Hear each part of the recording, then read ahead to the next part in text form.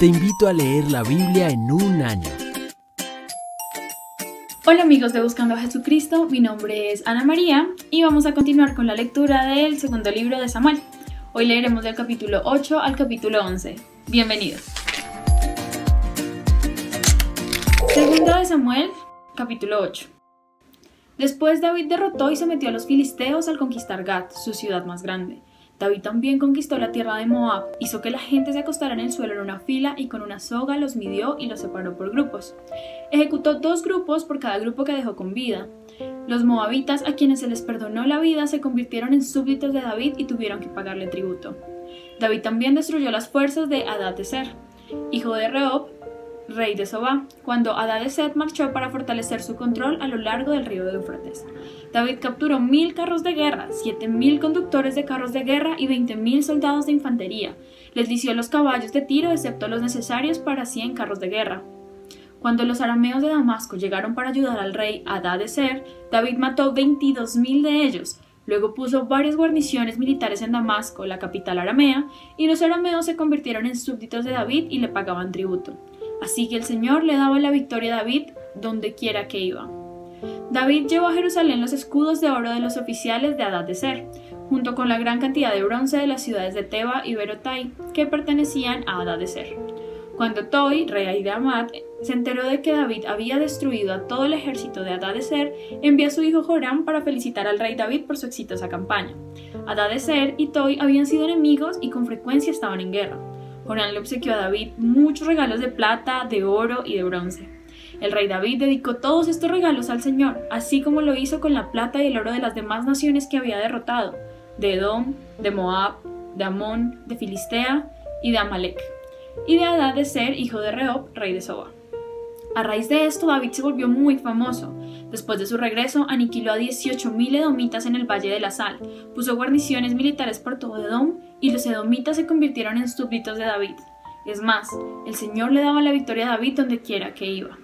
De modo que David reinó sobre todo Israel e hizo lo que era justo y correcto para su pueblo. Joab, hijo de Sarvia, era el comandante del ejército. Josafat, hijo de Ahilud, era el historiador del reino. Sadoc, hijo de Ahiot, y Ahimelech, hijo de Abiatar, eran los sacerdotes.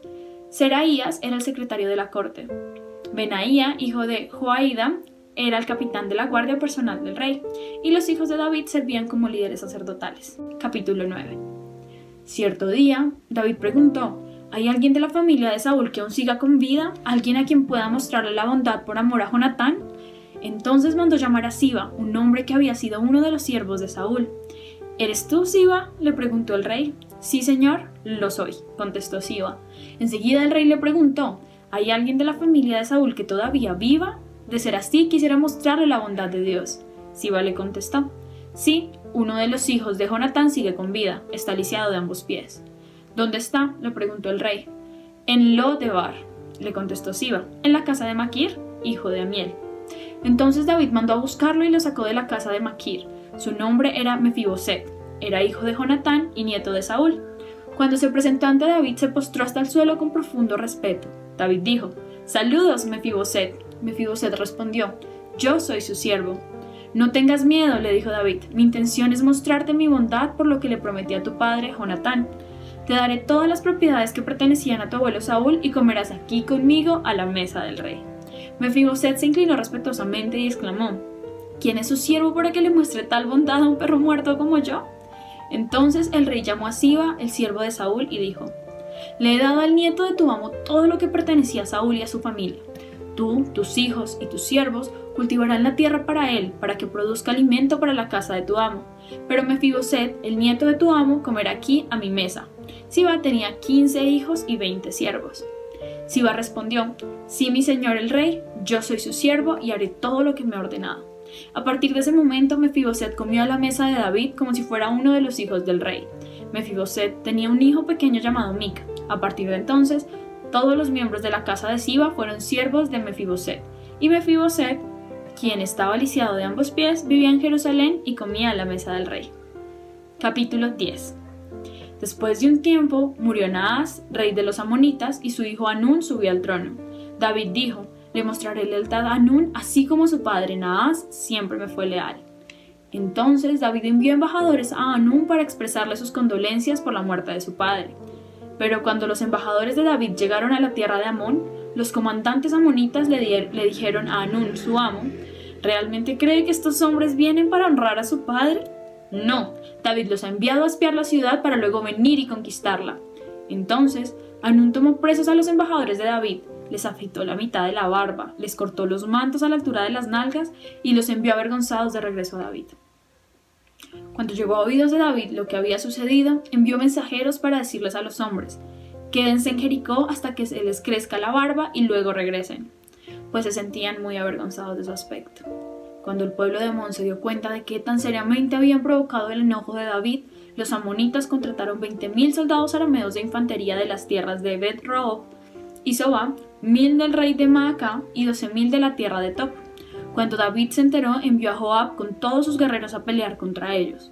Las tropas amonitas se pusieron en pie de guerra a la entrada de la puerta de la ciudad, mientras los arameos de Sobá y Rehob, junto con los hombres de Tob y Maacá, tomaron posiciones para pelear a campo abierto. Cuando Joab vio que tendría que luchar tanto por el frente como por la retaguardia, eligió algunas de las tropas electas israelitas y las puso bajo su propio mando para luchar contra los arameos a campo abierto. Dejó al resto del ejército bajo el mando de su hermano Abisai, quien atacaría a los amonitas. Si los arameos son demasiado fuertes para mí, entonces ven en mi ayuda, le dijo Joab a su hermano. Si los amonitas son demasiado fuertes para ti, yo iré en tu ayuda. Sé valiente, luchemos con valor por nuestro pueblo y por las ciudades de nuestro Dios, que se haga la voluntad del Señor. Cuando Joab y sus tropas atacaron, los arameos comenzaron a huir. Al ver que los arameos corrían, los amonitas huyeron de Abisai y retrocedieron a la ciudad. Terminada la batalla, Joab regresó a Jerusalén. Al darse cuenta los arameos de que no podían contra Israel, se reagruparon, y se les unieron tropas adicionales arameas que Hadad-Ezer mandó llamar al otro lado del río Éufrates.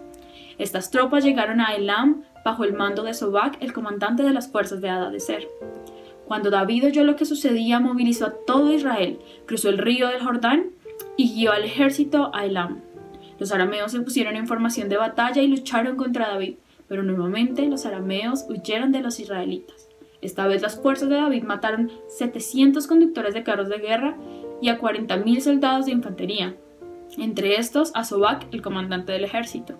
Cuando todos los reyes que estaban aliados con Hadad-Ezer vieron que Israel los había derrotado, se rindieron a Israel y se convirtieron en sus súbditos. Después de esto, los arameos tuvieron miedo de ayudar a los amonitas. Capítulo 11. En la primavera, cuando los reyes suelen salir a la guerra, David envió a Joab y al ejército israelita para pelear contra los amonitas. Destruyeron al ejército amonita y sitiaron a la ciudad de Rabá. Sin embargo, David se quedó en Jerusalén. Una tarde, después del descanso de mediodía, David se levantó de la cama y subió a caminar por la azotea del palacio. Mientras miraba hacia la ciudad, vio a una mujer de belleza singular que estaba bañándose. Luego envió a alguien para que averiguara quién era la mujer y le dijeron: es Betsabé, hija de Eliam, esposa de Urías, elitita. Así que David envió mensajeros para que la trajeran y cuando llegó al palacio se acostó con ella. Luego ella regresó a su casa. Betsabé recién había terminado los ritos de purificación posteriores a su periodo menstrual. Tiempo después, cuando Betsabé descubrió que estaba embarazada, le envió el siguiente mensaje a David: estoy embarazada. Entonces David envió un mensaje a Joab: mándame a Urías elitita. Así que Joab se lo envió.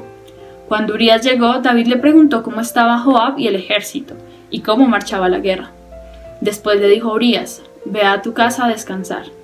David incluso le envió un regalo a Urías apenas éste dejó el palacio.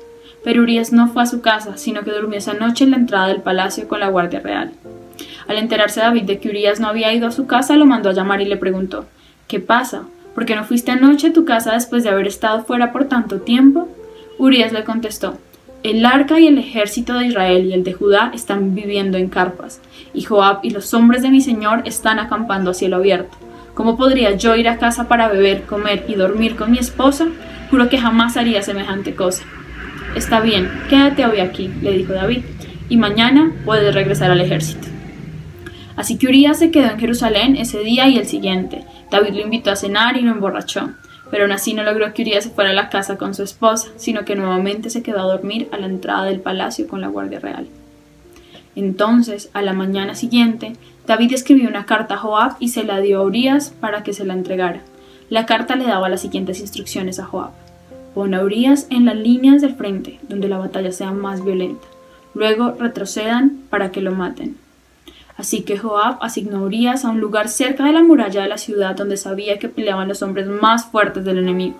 Y cuando los soldados enemigos salieron de la ciudad para pelear, Urías elitita murió junto con varios soldados israelitas. Luego Joab envió a David un informe de la batalla.